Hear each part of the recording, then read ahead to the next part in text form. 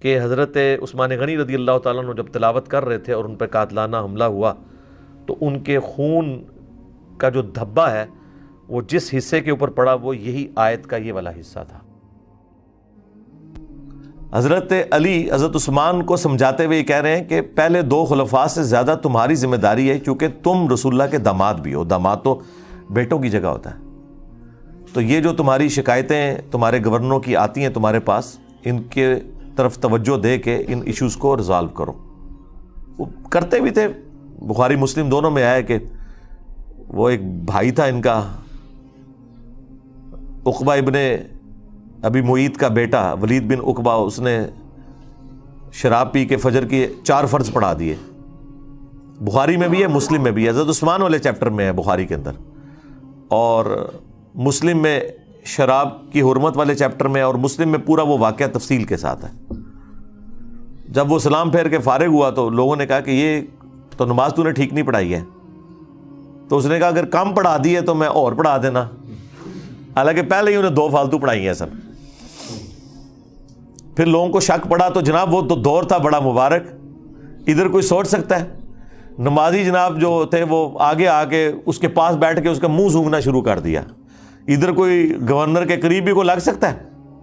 لیکن ظاہر ہے کہ اس وقت گورنر کو ایک سمجھا جاتا تھا کہ وہ سرونٹ ہے عوام کا۔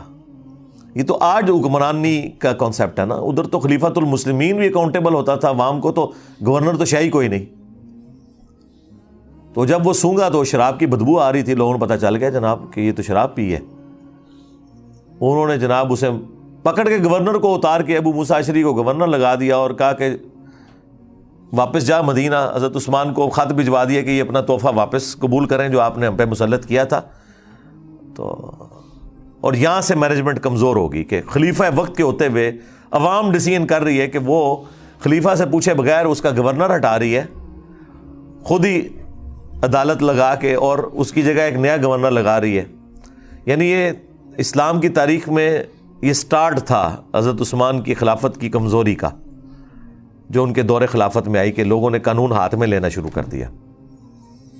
خیر جب وہاں پہنچا تو حضرت عثمان نے کہا کہ میں لوگوں کی چیما گوئیاں سن رہا ہوں کہ یہ اب اپنے بھائی کو سزا نہیں دے گا، تو میں تو اسے نہیں چھوڑوں گا۔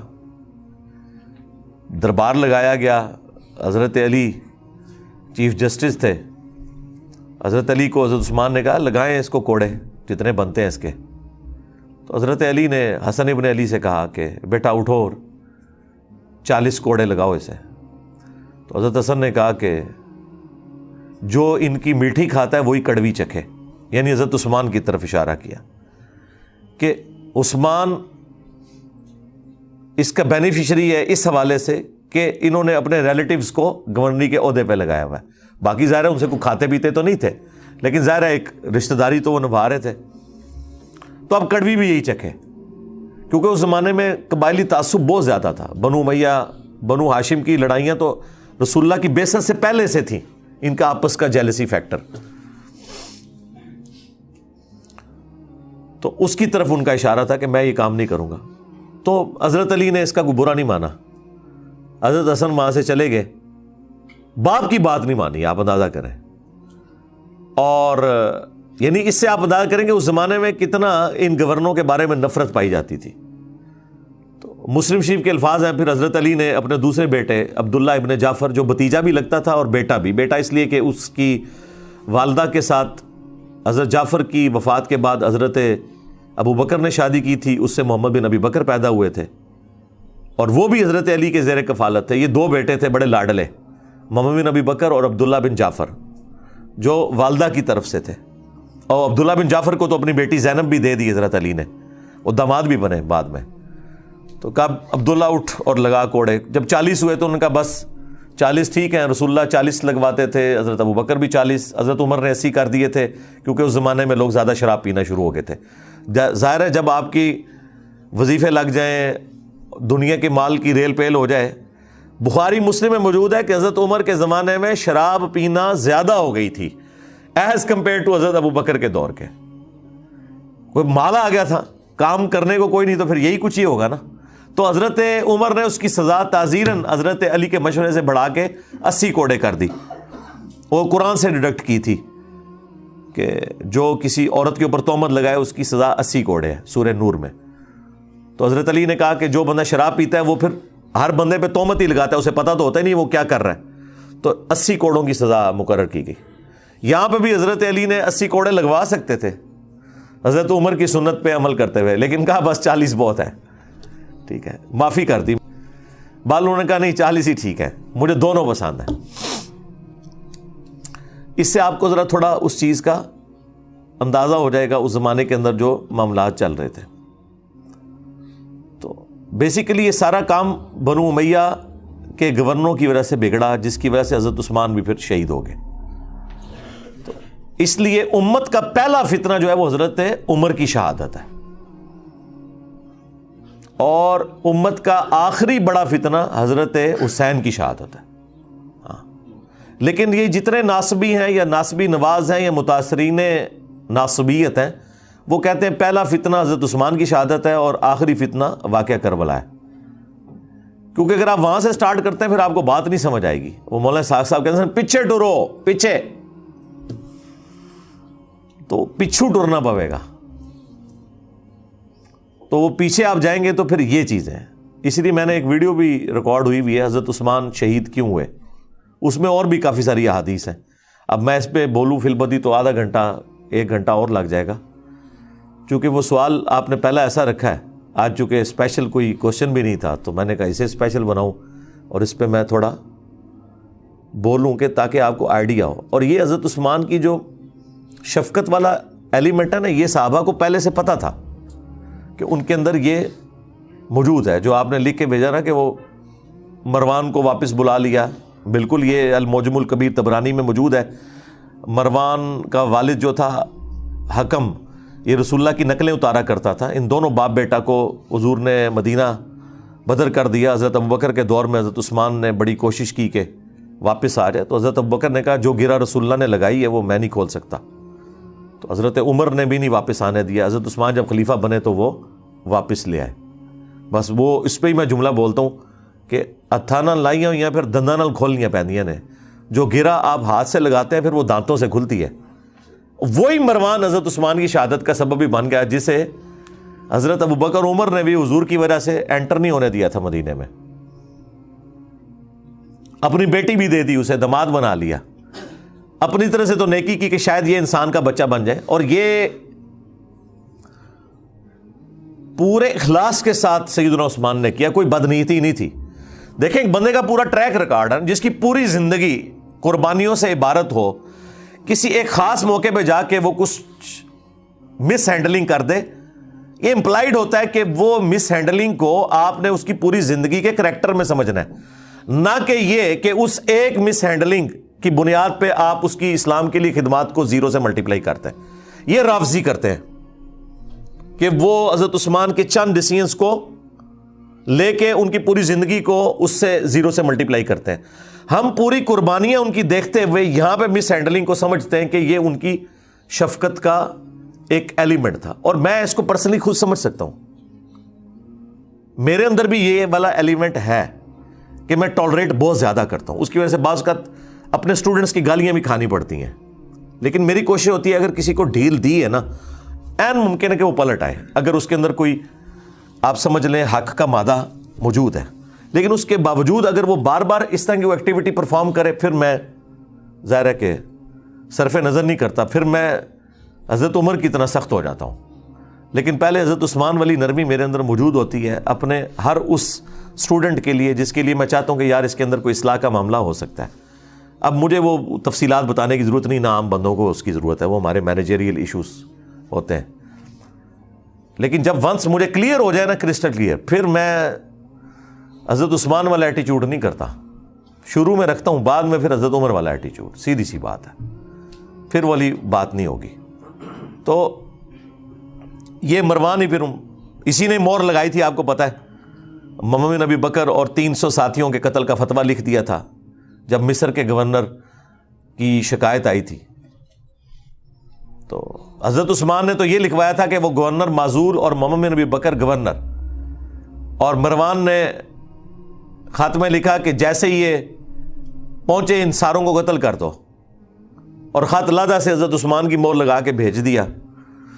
وہ تو راستے میں جب وہ ایک گھوڑ سوار جا رہا تھا تو مومن ابی بکر کی نظر پڑ گئی، وہ بڑے شارپ تھے، انہیں کہا کام پہ ہے ساڈے نال، منو نہ منو، اس کو پکڑا دو۔ خط نکل آیا، پھر وہ سارے واپس آ گئے، حضرت عثمان کے گھر کا گھیراؤ کیا 40 دن تک، پانی تک بند کر دیا۔ تو وہ غصہ تو وہ صحیح نکال رہے تھے، لیکن جو ایکٹیویٹی پرفارم کر دی وہ بہت ایکسٹریم تھی۔ اور دوسری طرف حضرت عثمان کی بھی شرافت ہے کہ انہوں نے اپنے حق میں کوئی تلوار کسی کو نہیں اٹھانے دی، ان کو تو اندازہ نہیں تھا کہ یہ پروٹیسٹ جو ہے اس لیول تک چلا جائے گا۔ اور وہ جو گورنر تھا مصر کا عبداللہ بن سعد ابی سرا، وہ بھی حضرت عثمان کا بھائی لگتا تھا رشتے میں، اور یہ وہی تھا جو کاتب وہی مرتد ہو گیا ہوا تھا، سنن نسائی اور ابو داؤد میں حدیث ہے۔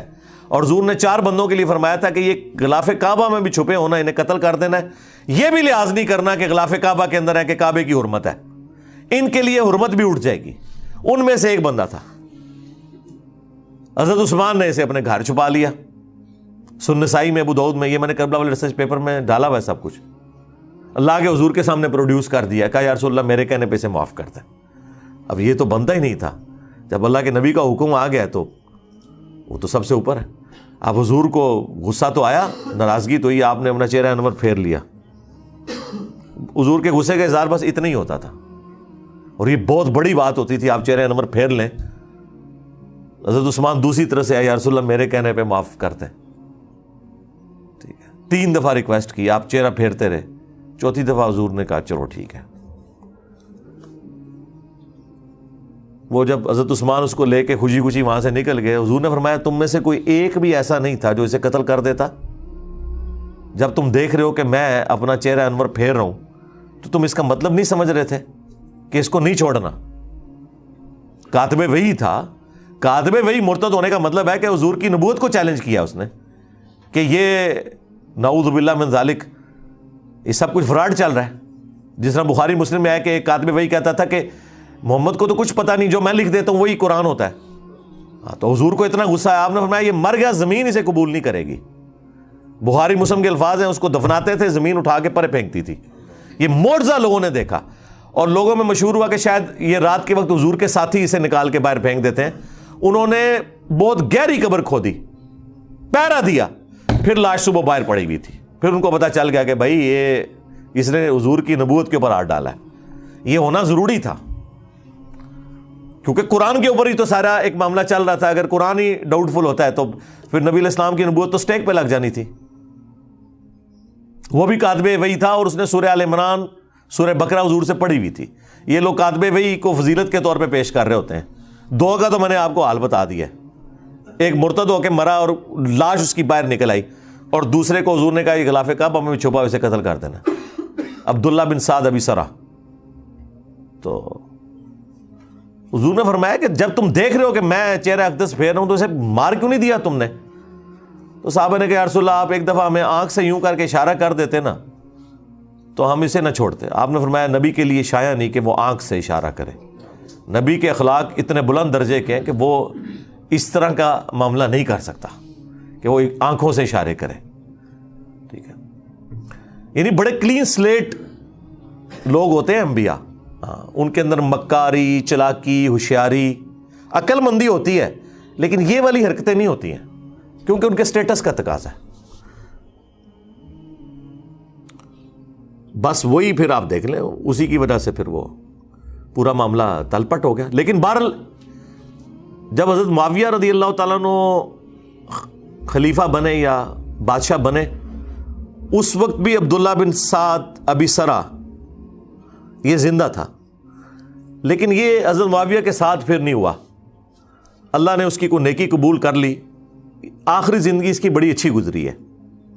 یہ اس کو پوری گیم سمجھ آ گئی تھی کہ یہ سارے کا سارا جال جو بنا گیا ہے نا، یہ بنو امیہ نے حکومت کے لیے کیا، تو یہ پھر گمنامی میں پھر مرا ہے، یہ سب کچھ چھوڑ کے چلا گیا تھا۔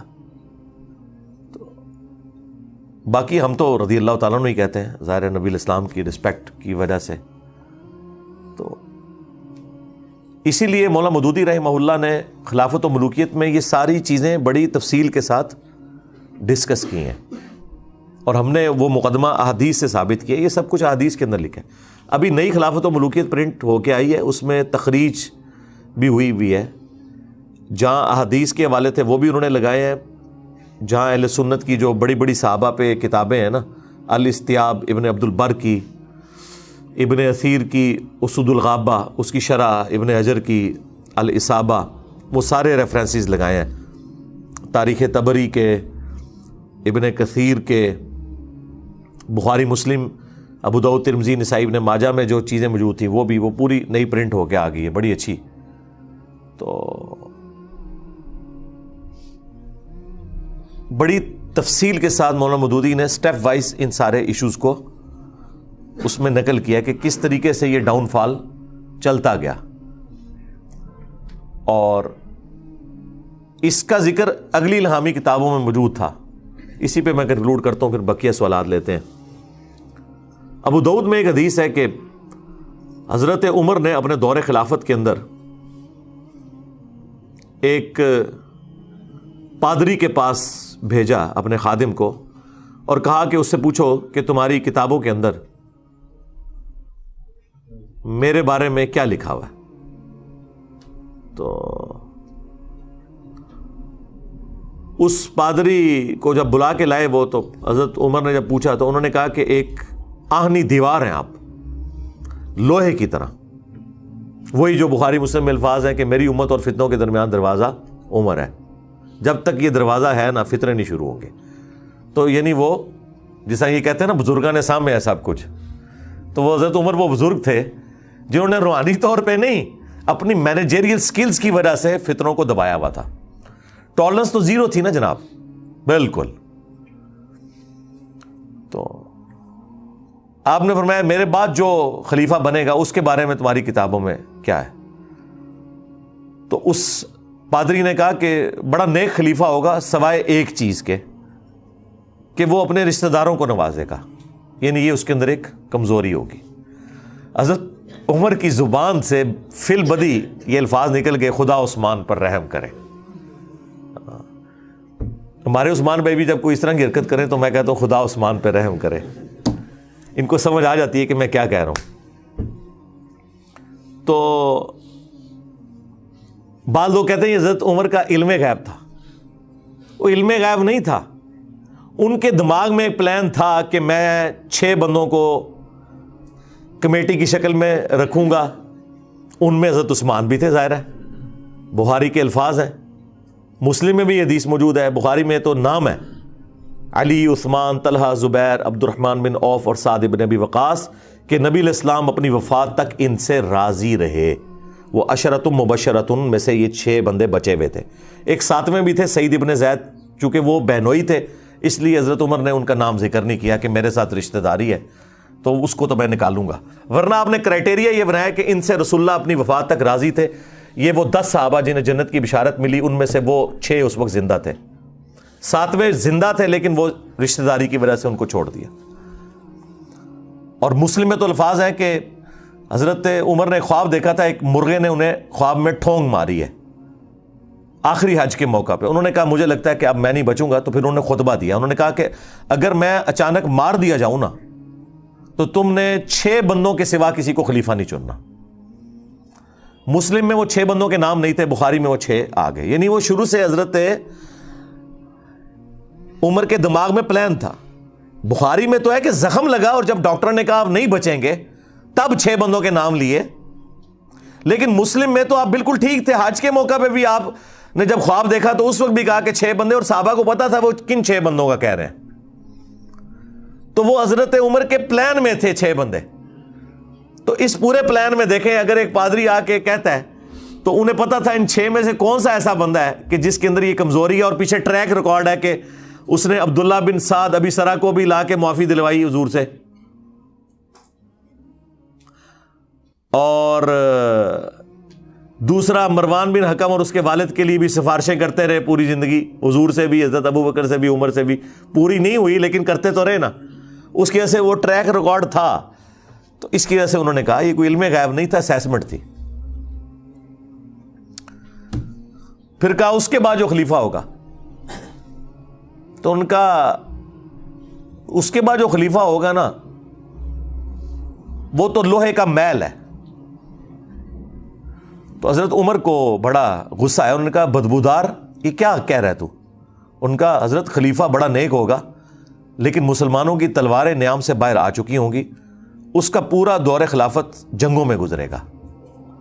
اور وہ دیکھ لیں حضرت علی کا دور خلافت، جنگ جمل، صفین، نیروان، یہ اگلی کتابوں میں بھی چیزیں موجود تھیں.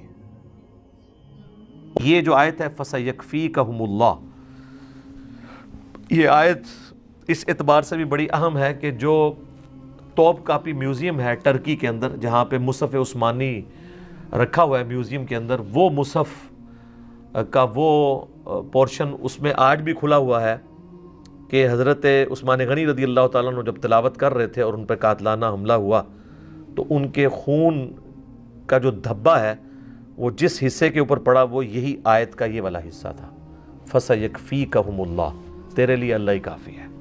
تو حضرت عثمان کے لیے اللہ ہی کافی ہے رضی اللہ تعالیٰ عنہ علیہ السلام. تو یہ ایک سمجھ لیں کرامت ہے حضرت عثمان کی، وہ آج تک موجود ہے. صبغۃ اللہ، اللہ کا رنگ، ومن احسن من اللہ صبغہ، اللہ سے بہتر کس کا رنگ ہو سکتا ہے. وَنَحْنُ لَهُ عَابِدُونَ، اور ہم اسی کی عبادت کرتے ہیں. قُلْ أَتُحَاجُّونَنَا فِي اللَّهِ، اے نبی ان سے فرماؤ اے یہود و نصارہ، کیا تم اللہ کے بارے میں ہم سے جھگڑا کرتے ہو حالانکہ اللہ کو تم بھی مانتے ہو، یہودی بھی اور نصرانی بھی. وَهُوَ رَبُّنَا وَرَبُّكُمْ، جبکہ وہ ہمارا بھی رب ہے اور تمہارا بھی رب ہے. اللہ تو سانجھا ہے نا.